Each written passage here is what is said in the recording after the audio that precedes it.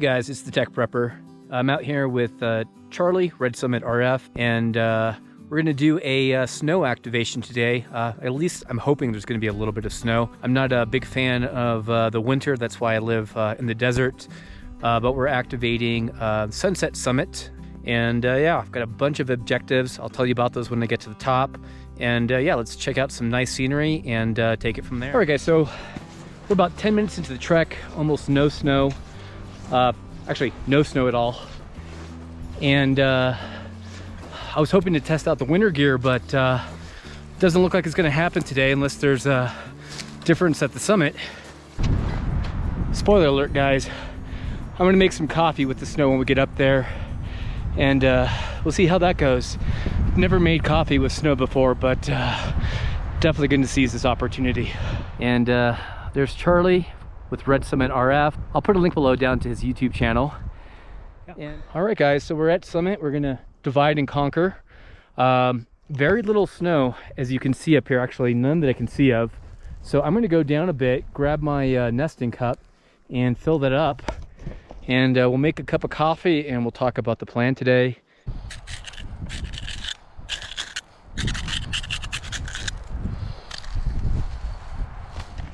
All right guys, so the first thing I want to accomplish with this summit activation is do an experiment.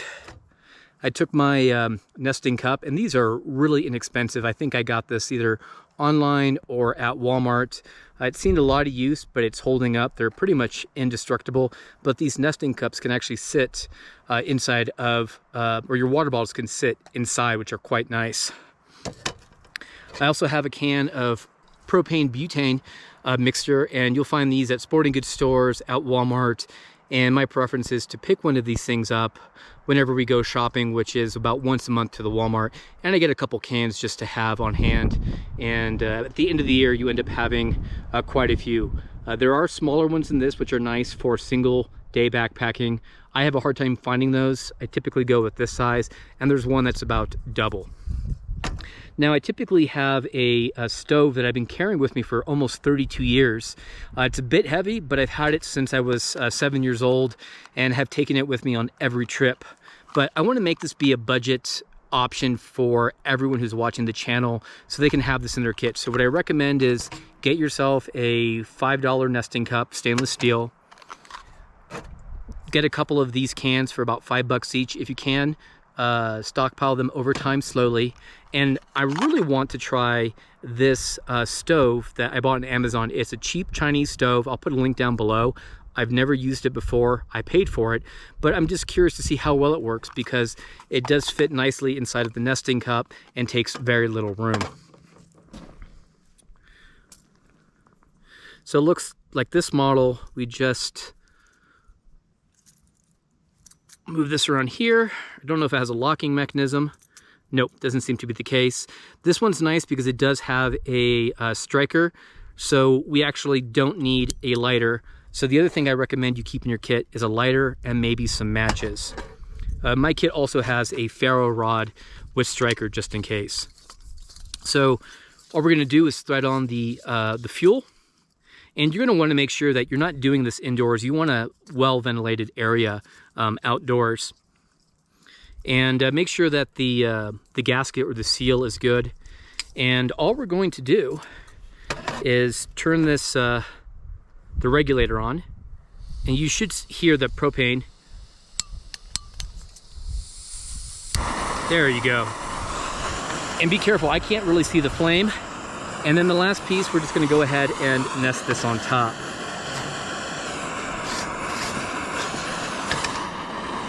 Okay, issue number one I just found. So I don't know if you noticed there, but it was slipping a bit. And I did put some heat on it. It looks like this unit has the ability to flip these little legs over. So we're doing this together for the first time, guys. Like I said, this is a new stove for me. And I'm gonna have to make sure to give my knife a good cleaning because I don't wanna have any moisture there. So we're gonna go ahead and turn on the regulator. And then ignite it with the striker. All right, and there's still a bit of slippage, so what I'm gonna do is I'm gonna place this on the ground. And I found a spot there now that is working nicely. So I'll go ahead and time this, and then we'll check back in a bit. All right, guys, so it turns out snow melts very fast and isn't very dense. I had to make about 2-3 more trips over to fill up more snow. So I think I may only have about a half cup of coffee. But while that's brewing, I want to talk about my second goal on this trip, and that's to program manually my Yaesu FT60R. I participated in an emergency net last week or earlier in the week, and that was the task, and I was not prepared. I forgot how to program it. I did not have a cheat sheet to program it. I do now. And I basically had to find my programming cable, boot up the Raspberry Pi, load Chirp, configure the radio, download the contents of the radio, add the repeater, and then download it back to the radio. And I missed the first test and getting into that first repeater in the first 10 minutes. So we're gonna try that now. We're gonna turn on the radio. And I'm gonna try to do this from memory. This is not my cheat sheet. My cheat sheet's in the pack. And the first thing I wanna do on the Yaesu at least is go into frequency mode, so at the VM key, and enter in our frequency. And in my case, the first one is 146,980. And then we're gonna hit the F key once more, number 1, and then we're gonna make sure that that's set the tone. Okay, we hit the F key one more time to save.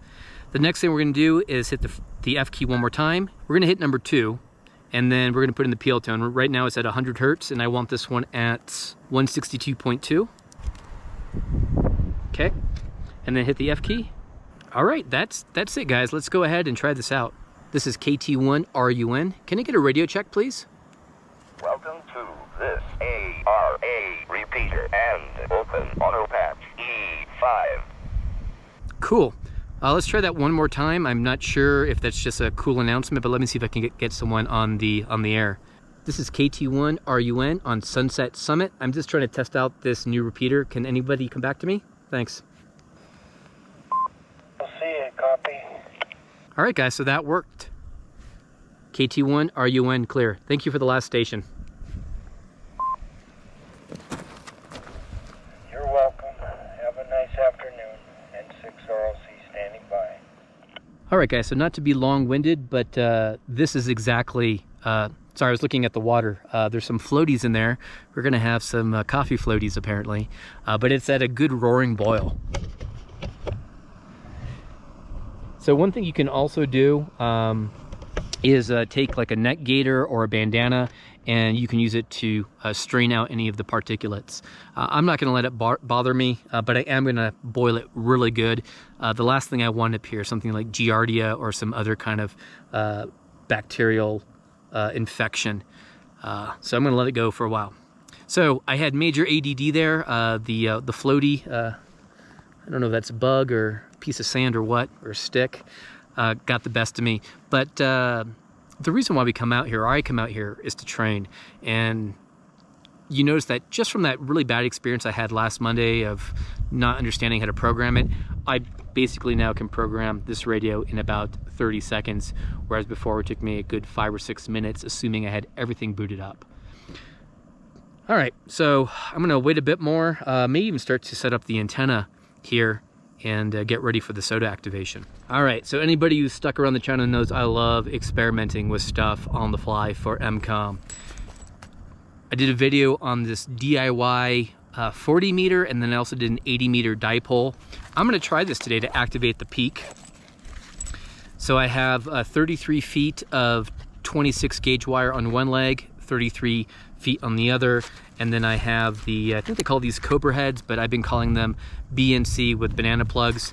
And I'm gonna deploy this in the same configuration I do at home, which I've got a lot of heat about because it's a lot lower than NVIS calls for, but I have it deployed at about 5 feet at home in the center and about 4 feet on the ends with a great SWR, great success. I've been getting into WinLink RDOP on HF every morning, SSB, so I'm gonna try that here at no more than 5 feet, no mast. Let's see how this goes.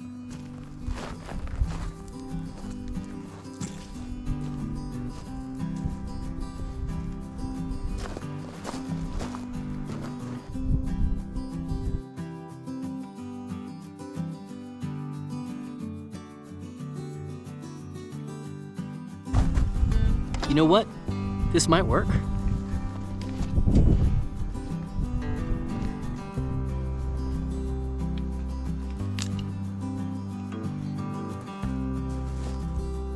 Well, shit.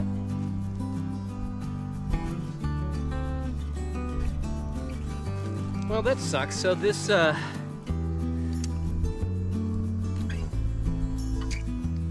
this trekking pole has been giving me problems on the way up here, and I guess this is going back to REI. 1 is none, 2 is 1. I'll try not to hulk it this time into the ground.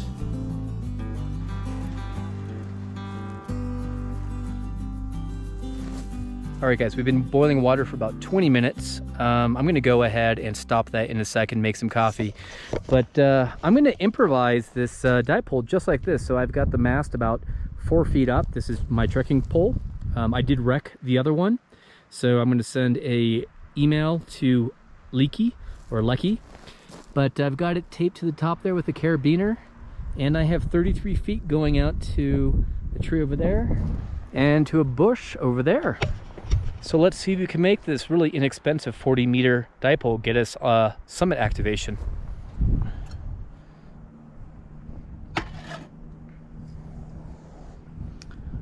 All right, so water's been boiling for about 20 minutes.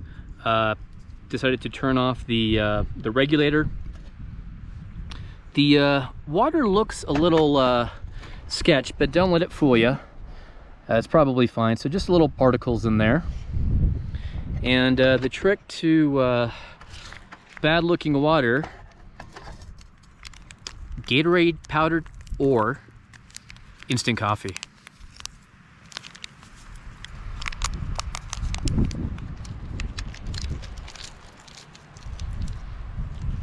Little trash pocket. Little knife to do a stir. I've never had snow coffee before, so I'm very intrigued here. Again, this knife needs to be cleaned and oiled. And the last thing I like to put on here are the hot lips. This is by far one of the newest pieces of gear that I've purchased for myself and discovered probably a little bit too late in life. I found out about these on a hiking channel about 6 months ago, but I'll put a link below.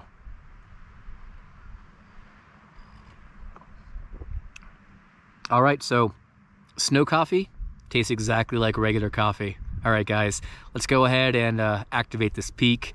Well, guys, I use SOTA Goat since I have internet access up here, or cell access. And guess what? They prompted me for my login credentials. I almost forgot my password, so I need to make sure I write it down next time. All right, so I'm on 7.265 megahertz SSB. CQ, this is Kilo Tango 1 Romeo Uniform November operating summits on the air. QRZ? There is Kilo 6 Hotel Papa X-ray. Kilo 6 Hotel Papa X-ray. I'll get the summit to summit next. You are 5959 into Sunset Summit. Okay, QSL, and you are 5353 Southern Arizona. Good luck, and off to your S2S. 73. Thank you, sir. Summit to summit, please come back. Yeah, November 6 Alpha November. November 6 Alpha November. You are 5959 into Sunset Summit. That is CS031. Charlie Sierra 031, thank you. You're 5 and 5, 55 on Whiskey 6, Charlie Tango 225. Charlie Tango 225, over. Charlie Tango 225, QSL. Roger, Flint Peak. QSL, thanks for the contact. Good luck with your activation. QRZ. Kilo 6, Kilo Mike Hotel. Whiskey 6, Oscar Bravo. You are 5959, QSL. QSL, correction. Whiskey 6, Oscar Bravo India, Oscar Bravo Italy. And you are 57 in Southern California. QSL? QSL, and I gotta tell you, I'm experimenting with an NVIS antenna that is 4 feet off the ground. 4 feet off the ground. Thanks for the contact. 7-3, take care. Kilo 6 Tango Alpha Alpha, summit to summit. QSL, Kilo 6 Tango Alpha Alpha, you are 5959 into Sunset Summit. That is CS031. QSL, I have you 59 also. Do you need my summit designator? I'll look you up later. Thanks for the contact. Okay, thank you very much. 73, be safe up there. Yep, 73. QRZ?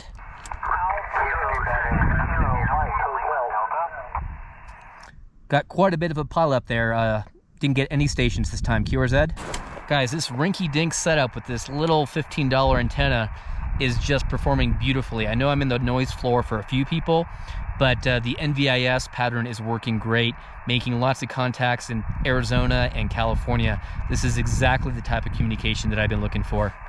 Well, guys, today was one of my best summits on the air that I've done in a while. Not only is this peak 13 points, I think that's as many points as I have currently right now, doing about 5 peaks.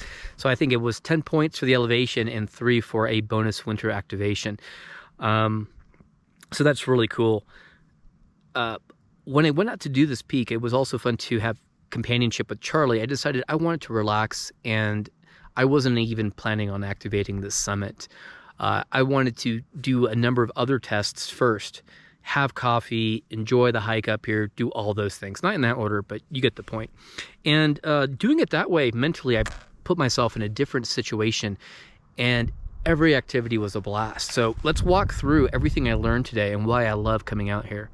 So first, I wanted to test my cold weather gear. And I'm from the desert. I'm used to triple digits, 118 in the summer, and I'm not prepared for cold weather.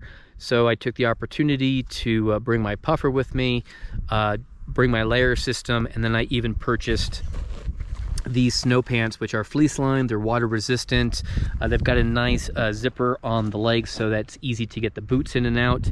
And I paid, I think, $38 to just over $40 for them. And for a one-time activation, they're fantastic, but I get the impression that they're going to hold up, and they're comfortable. So I'll put a link down below if you trust my one experience with them, but I'm going to continue to test these out, and I'm probably going to go ahead and buy another pair for the RV, because these things also size-wise fit me perfectly. 32 waist and 30 inseam. For me at least, so really fantastic stuff.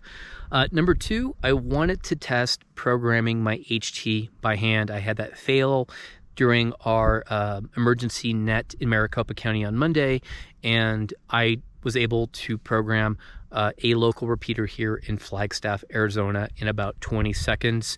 Didn't need to use the cheat sheet. Just fantastic. I have the cheat sheet in my chest rig for next time if I forget, but it worked. I was able to get someone on the air, get into the repeater, so good stuff all around. I did want to test the stove. Where is it? And again, this was more of a kind of public service to everybody in Texas. So as a backpacker, I know how to boil and treat water if electricity goes down. And the whole point behind what I showed you was just to take a pause, think about some of the things you might want to have on hand, and I highly recommend that you guys get yourself a nesting cup, the little can of propane butane mix, and I can't remember what I paid for that little stove, but those 3 items together, along with a backup lighter and some matches, are basically all you need in a real emergency to boil some water. I will tell you, getting the snow out, especially stuff that froze over, was a bit rough. Thankfully, I had my pocket knife with me. I was able to make a motion with the knife to basically produce shaved ice, or what looked like shaved ice, and put that in. And it tasted fine. If I get sick, Giardia or Cryptosporidia, I'll let you know. But it tasted like regular coffee to me, outside of that one little floaty thing, which I didn't taste. I just probably drank it. I don't think it's... Yeah, I drank it. It's not in there. So there was that. The wilderness survival protocol was great. I was able to monitor the simplex frequency, the calling frequency at the top of the hour. Even made a contact with someone who was headed up the summit, which was fantastic. And the antenna, the 40-meter dipole that everyone tells me you can't use that antenna. It works incredibly well. I got about a dozen contacts today. I have been using it at home daily in that 4.5 foot position, and am getting into WinLink every morning around 8 a.m. and checking in to nets. And there'll be a video on that, by the way. And I'm even using RDOP, which people are telling me don't use RDOP anymore. Go to VARA HF. So a little bit of a tangent here, guys. I'm begging I'm begging the older hams. When a new ham comes to you and say, hey, I've done this test, I understand that it goes against the theory, but it works for me. Try to encourage them. And if you want to tell them, hey, it would be better if you do X, Y, Z, and here's why, deliver it that way. Don't tell him, or please don't tell him or her, you can't do that. It doesn't work that way. I have been bombarded over WinLink emails, over direct email to my info account, some Twitter messages. I can't recall if I got some on Instagram too. People telling me that I couldn't do this. And for me, this is working. And everybody's operating style is different. Everybody has different goals and objectives. Mine is emergency communications. And I'm finding that for the money, about $15, ease of deployment, I basically need almost nothing outside of what fits in that little tiny pouch. I don't have it with me. I'm able to make SSB contacts. I'm able to do digital, and it just works. So just keep that in mind. Try not to tear anybody down. At least that would be my request. All right, guys, outside of that, I'm sure I missed something, but stay tuned. I'm going to do a bunch of WinLink videos. I want to share with you all of my experiences. I have learned so much about WinLink. And yeah, stick around for that. I'm the Tech Prepper. Be strong, be safe, and be prepared. That you're able to get up here and spend some time with your son. So you're officially on the peak then? Yeah, I'm officially on the peak. Yeah, we can do summit to summit, summit to summit. This is KT1 RUN, summit to summit. KT1, KTI, RUN. I hear you, summit to summit. You're coming in 5959. You're also coming in 5-9. Thanks for the summit to summit. All right, I know we already signed off, but I just want to say one more thing. It's 58 degrees, nice and warm. I never thought I would think 58 degrees was warm, but down to a t-shirt as a base layer. Had to take off the long john underwear, and I'm just looking forward to a nice, relaxing hike back down with Charlie, and one last view of the scenery here.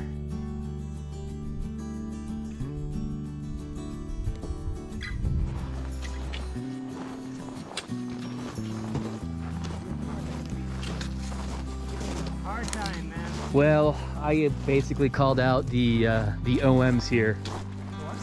The old mans? The old men? And I'm like, guys, come on, give me a break.